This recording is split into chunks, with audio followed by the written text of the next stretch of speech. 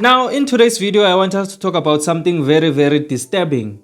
So, apparently there by the Eastern Cape, in a place called Valencia, the community has decided to chase away illegal foreigners because they have murdered one of theirs.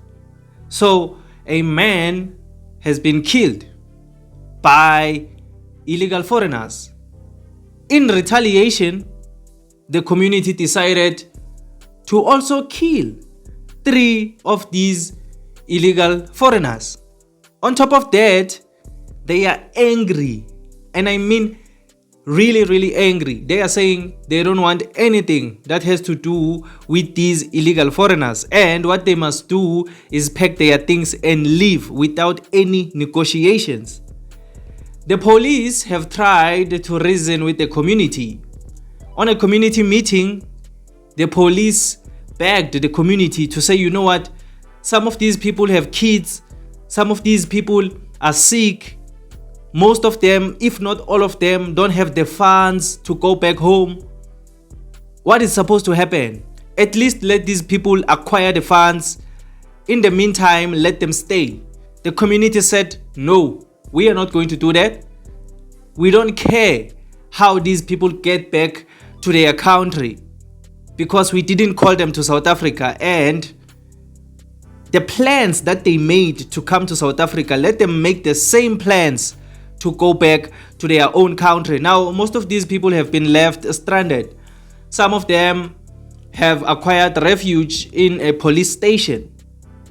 So some of them have been sheltered there at the police station. Some of them are roaming around, not knowing where to go. Now, this is very, very sad for South Africans, because when we act out like this as South Africans, we are seen as the bad guys. But then no one wants to talk about why the illegal foreigners killed one of the residents of Valencia. Those residents wouldn't be chasing away these illegal foreigners if that thing didn't happen.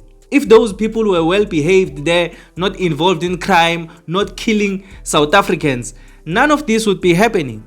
But because to them, we are like animals that just deserve to be slaughtered. Now the community is saying we don't want anything to do with you, and the community also retaliated by doing the same. But the community didn't do that to the one person, they did it to 3 people. I am not advocating for this in any way. I am not advocating for the murder of people in any way.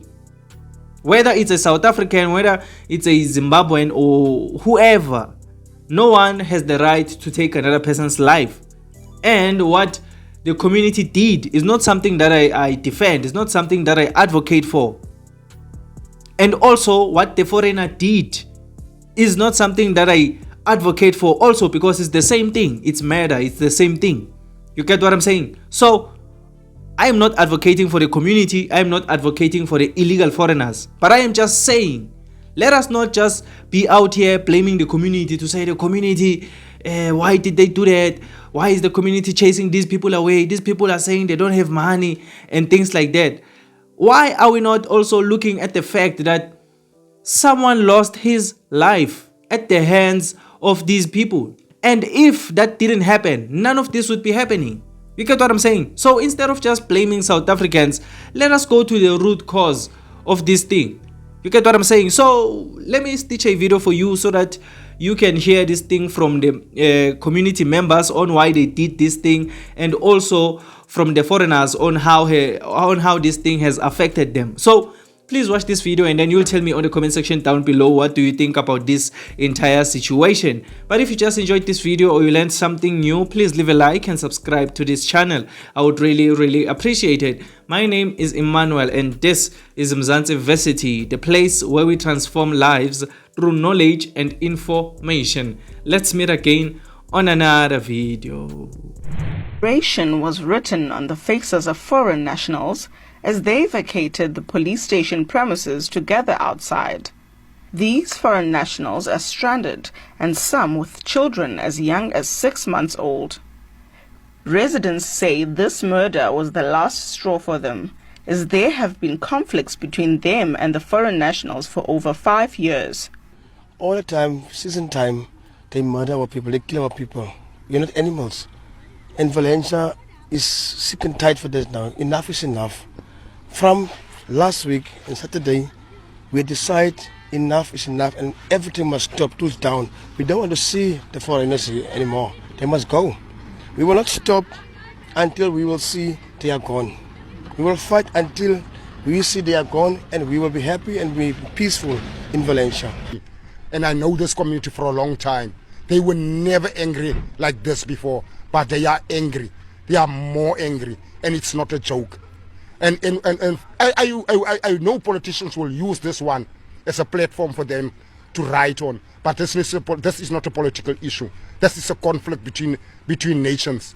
So we have to be careful how we're going to deal with this issue, and how to interpret and how you can talk to the people. The foreign nationals are seeking aid from the municipality as they have no money to leave the country. We are struggling now because they said you must go. Where? We want we want a place to stay now. Notice they said you must go. Where?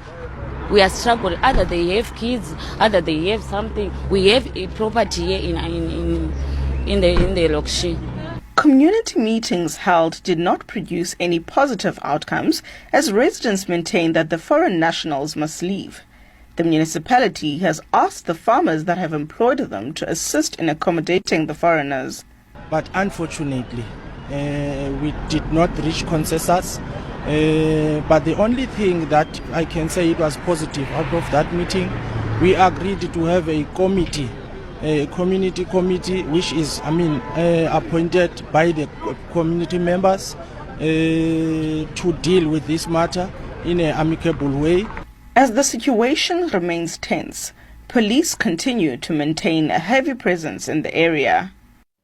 The situation in Ado is still tense, and there is heavy police presence in the area, with other law enforcement agencies assisting as force multipliers. This morning around 6 a.m., there were sporadic groups of people who started burning tires on the roads. But that situation was dealt with by POPs with the assistance of other policing units who are deployed in the area. There are arrangements that are being made to accommodate the stranded foreign nationals. Most of them have been accommodated in interim shelters outside of Ado. Police have also placed a team of detectives to work on the cases that were opened, and as soon as they are finished with that investigation process, the arrest will follow. The Premier of the Eastern Cape, Oscar Mabuyane, is calling on all residents to work with law enforcement agencies to ensure that justice is served. Government urges communities to fully cooperate with the law enforcement officers to ensure that justice is served. The Eastern Cape has a proud history of diversity and inclusivity, and the provincial government calls on residents to continue to foster an environment where all individuals, regardless of their origin, feel safe and valued. The Eastern Cape Provincial Government expressed heartfelt condolences to the family and friends of those who tragically lost their lives. A church in Gqeberha will accommodate some of the foreign nationals, while the municipality and foreign national leaders find a way forward.